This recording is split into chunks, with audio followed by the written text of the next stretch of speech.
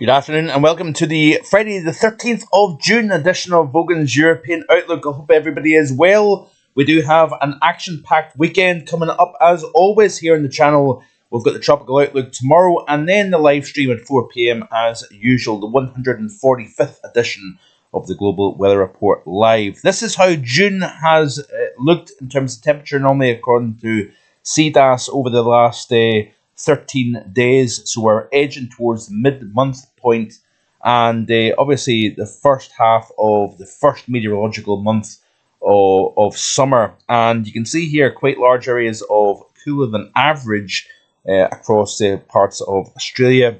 It's been a very cool run across Alaska, northwestern Canada. Central United States has been below average, including large swathes of Canada also. Looking across the Middle East, Northeast Africa, the Middle East has been somewhat below average through the first half of June. And according to the CDAS, this is how Europe is looking. You can see here that we are starting to edge towards the warmer than average, and that trend will continue, I think, as we progress through the second half of this month. We do have a slightly cooler than average across Scotland, Norway, Sweden, as can be seen here. Now, there is elements of uncertainty with regards to temperatures as we go through the second half of the month. Some of the model has been going to the extreme in terms of heat. I do believe that we are going to see a hot surge during the second half of next week and towards the weekend.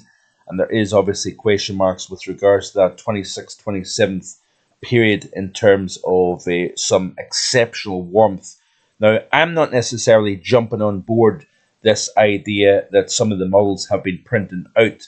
And the reasons why I'll show you in just a second. But I want to show you the upcoming 15-day anomaly of the GFS ensemble. It shows high pressure largely dominating Western Europe with a trough over the east. If we look at another view, this is the surface pressure anomaly over the next 30 days, in fact. So this takes it all the way out to nearly the middle portions of July. And interesting to see this above average pressure pattern across the UK, Ireland, lower pressure down towards Iberia and up towards Iceland, also over western areas of Europe, Russia, should I say. This is the temperature anomalies then for the next 30-day period. It takes out to starting the 12th of July. You can see here, largely warmer than average. Precipitation-wise, it is also drier than average, which is quite interesting. Now, I know we did have a very, very wet final 7 to 10 days of May. However, as the temperatures increase, we're increasing evaporation rates, and it doesn't take a huge amount of power from the sun to evaporate that topsoil. And I think I'm concerned, and this has been built into the June and summer forecast, that the result of that very dry spring may lead to hotter temperatures or hotter episodes, heat episodes during June and the summer overall. And given the fact that we've got above average pressure both in the upper levels of the atmosphere as well as down within the surface level, and you've got generally a drier than average theme, there is reasons to be concerned in terms of potential drought, but also significant levels of heat. Now, we have been seeing the printouts from the models indicating that we've got the temperatures into the upper 30s and 40s. This, by the way, is for Thursday the 26th of June. This is showing the volatility in terms of not necessarily jumping on board with some of these extreme examples towards the end of the month. This is the GFS operational, by the way. Thursday the 26th, we've got some very, very warm air flooding Western Europe, out of Africa, over Iberia, France, and into the UK and Ireland. For the exact same day, this is what the ECMWF-HRES is looking like for the 850s. It's showing almost the opposite. We've got below average temperatures. In fact, we've got below zero temperatures at the 850 level for Thursday the 26th of June. So that is that. This is also the GEFS. So this is the GFS ensemble. So again, balanced approach, not getting hyped up by anything here. I do think we are going to get another surge of heat next week. Higher pressure is going to become more dominant through next week, and I think through the majority of the rest of June is going to see higher pressure, drier than average, in terms of rainfall, and also above average temperatures. But these extreme surges of heat, the problem that we have is that you cannot necessarily dismiss what the models are indicating. So this was an example here from James Peacock, a tweet last night saying, I remember when the first ensemble run featured a 40 Celsius in England back in 2022. Obviously that did happen. At the time, it was generally dismissed, though some rightly noted that it means such temperatures are considered physically possible. So saying this today raises eyebrows, but I'm not saying it'll happen. That is a very valid point, that because the models are indicating this, and given what was seen back in 2022, this cannot necessarily be completely dismissed. I did forecast the potential for mid to upper 30s this upcoming summer, and one of the reasons for that was how dry Europe was overall during the springtime. So this is anomalies and extremes in river flow during the spring season, just gone March through May. And this, what took place during the spring season leading into the summer. Yes, we had a wet spell during the 7 to 10 day period ending May, but obviously we have higher evaporation rates at this point in time, and spring 2025 saw the lowest seasonal river flow across Europe since the EFAS records began back in 1992.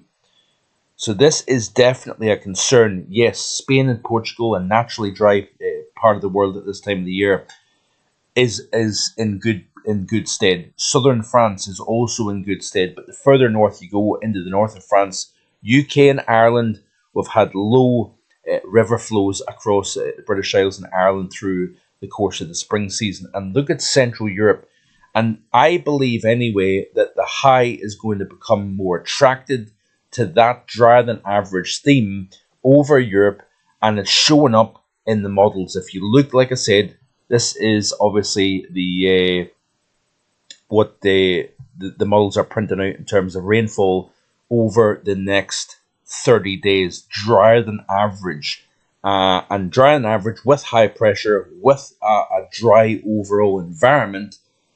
It doesn't take an awful lot to see major heat surges lifting up into the UK, and this here, given the spring, given the forecast models and the pressure, precipitation distribution, etc., maybe not as extreme, but certainly there is physical, there's physical reasons that this could actually be the case.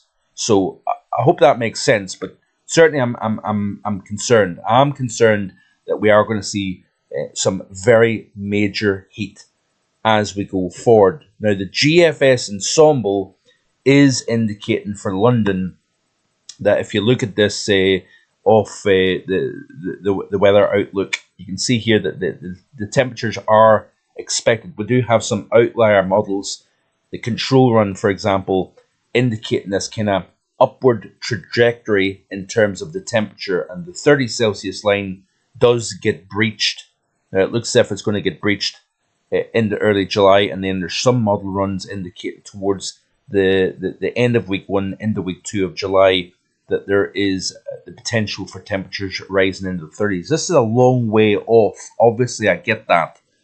But the general trend, given the dryness, given the pressure pattern, is on the upward trajectory. And that is obviously somewhat concerning in terms of heat. So that is some longer range thoughts. This is the upcoming 7 days of the CFSV2 in terms of the 500 millibar pattern. Core of the ridge is over France and the Low Countries, skirting the southeast of the British Isles. You can see here in the week 2, the ridge slips west-northwest over the UK and Ireland with a trough in Eastern Europe. And then even into the days leading into the first week of July, we still have the ridge, albeit the centre is slightly to the west of the UK and Ireland. That may be indicative of the MJO moving back into the Indian Ocean once again. But this time of the year, the teleconnections, the global drivers tend to be very weak at this time of the year, and other things then take control of the atmosphere, including the lack of rainfall during the course of the spring over the European continent here. So this is a relatively fair and balanced approach in terms of what the craze of social media, the hype and whatnot. And I know there is people out there that have tried to throw that label at me about hyping things up. I'm not trying to hype things up. I'm trying to give you the physical evidence to back up what I'm talking about here. And it's showing. I had a warmer than average June. I had the potential for 2 or 3 surges of significant heat. We've had a near miss this time around for the UK and Ireland. That area of low pressure, had that been further west, we would have been seeing the temperatures 32, 33 Celsius that are showing up over the north of France, the Low Countries this afternoon. Those would have been over the southeast of the UK had it not been for the nearby presence of that area of low pressure that has been triggering the showers, the thunderstorm activity, and shielding us from that first surge of heat. We may not be so lucky later next week. We may not be so lucky towards the end of June, and then even into the month of July, I think we've got opportunities for major heat. So obviously, with higher pressure comes drier than average. And with drier than average, at this time of the year, approaching the solstice, we've got high levels of evaporation rates within the atmosphere here. You've got a lot of power coming in from the sun at this time of year. So upcoming 7 days, we've got wet than average across the north, drier than average across the south.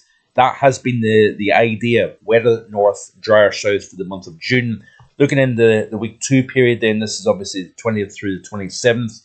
Some of the models, individual models, even the GFS ensemble was showing that 40 plus Celsius into the UK.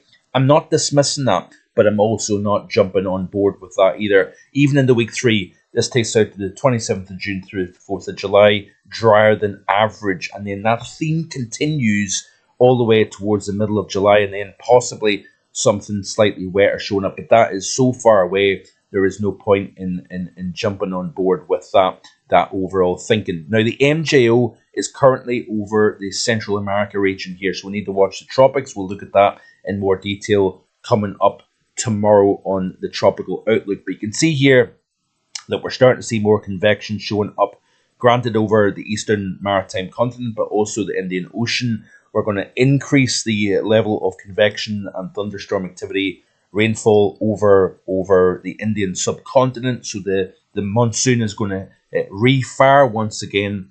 And then you can see that we've got widespread subsidence coming back in to particularly North America and the Atlantic Basin. We've got a somewhat, well, I was going to say a depressed or suppressed Manjulian oscillation, but you can see here quite widespread convection here. This is out to 144 hours over the eastern portion of the hemisphere and over the Pacific as well. But if you look at the GFS here, we're rotating back into the Indian Ocean, so phases 2 and 3. That then creates a renewed ripple effect within the mid latitudes and the high latitude pattern here. Might be an opportunity for that ridge that's going to refocus over Western Europe, possibly moving into the Atlantic Basin towards the latter half of June here. That may provide an opportunity for something a little bit cooler coming in from the northwest. However, that is also another dry signal. So the dry theme is certainly quite concerning moving forward. So let's have a look and see what the latest temperatures are looking like over Europe. And we have certainly got plenty of warmth to speak about.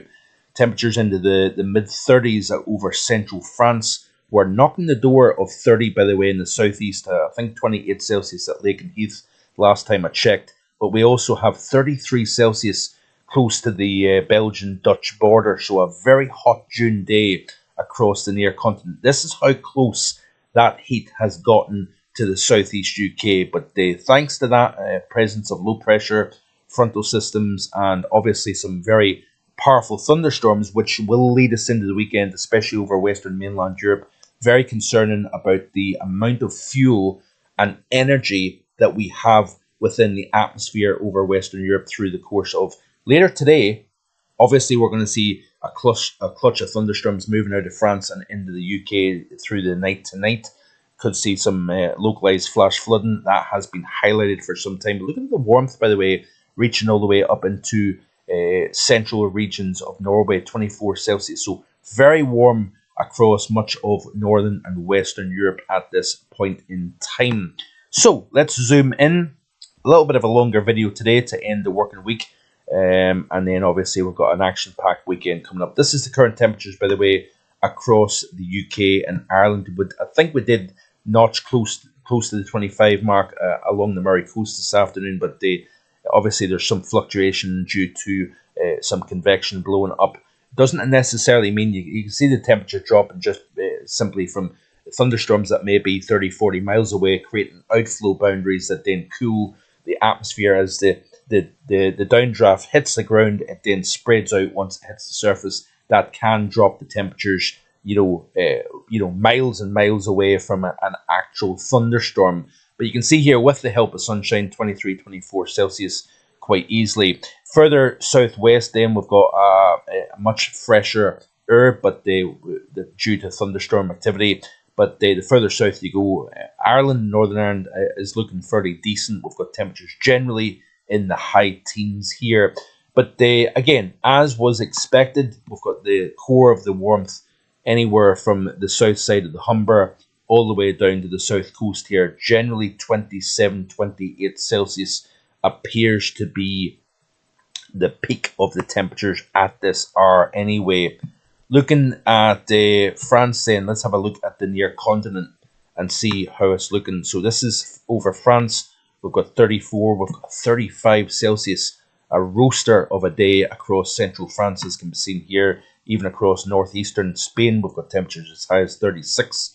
Looking then at, let's just click on here. We can see here a couple of 28s across the southeast of the UK. Let's have a look at the Benelux region then and see how that's looking. Just bear with a second here. So a much warmer day than it was yesterday. We've got generally 34 Celsius in the north of Belgium here. So that is a very, very warm day out there. And obviously we've seen the model runs for next week here and even beyond, showing further surges of heat. Looking at the latest radar imagery then, this is off Met Arian, by the way, courtesy of EmuSat. And you can see here that we do have a circulation to the northwest of the Isle of Lewis. We do have that southerly airflow, drone showers. There's those showers that are cooling the atmosphere over southwestern and western Scotland. They're lifting northwards, and you could see some localized flash flooding, lots of lightning, hail, gusty winds, all thrown in for good measure. But it's this clutch of thunderstorms here just off the northwest of France, now edging into the southwest of both England and Wales. And we're also getting this at the very end of the loop, if you notice here, this cluster developing here, very hot, very buoyant air. We've got that upper level trigger here. We've got strong, hot, humid environment underneath. It's like, just forcing all this tremendous rapid lift within the atmosphere, generating what is explosive thunderstorms. Right at the very end of this loop, they are going to lift north towards the southeast of the British Isles tonight. And the southeast of England, including London, could get some very, very active thunderstorms indeed. So, yes, just be aware of that, folks. If you live in the southeast of the UK, you will have a lively night to come for sure. So that's that. Let's have a look at the latest lightning activity. So there's that clutch of thunderstorms over the northwest of France. So very active weather here. That is all going to be lifting north over the Channel through the evening tonight. We've also got some lightning being detected over the northwest Highlands. See that there, and they wouldn't be surprised if we see more of that as we move into the evening hours. Now, quite often you do find once you get into the hours of darkness, you lose the daytime heating. The atmosphere can somewhat relax somewhat, but that being said, there is a lot of energy going to be left behind after a very warm, humid day, that we're going to see thunderstorms rumbling on throughout the course of the overnight period tonight, and we could see a very lively day indeed tomorrow also. So that has to be taken into consideration. So I want to show you this here, a couple of interesting tweets to show. I'm trying to remember everything today.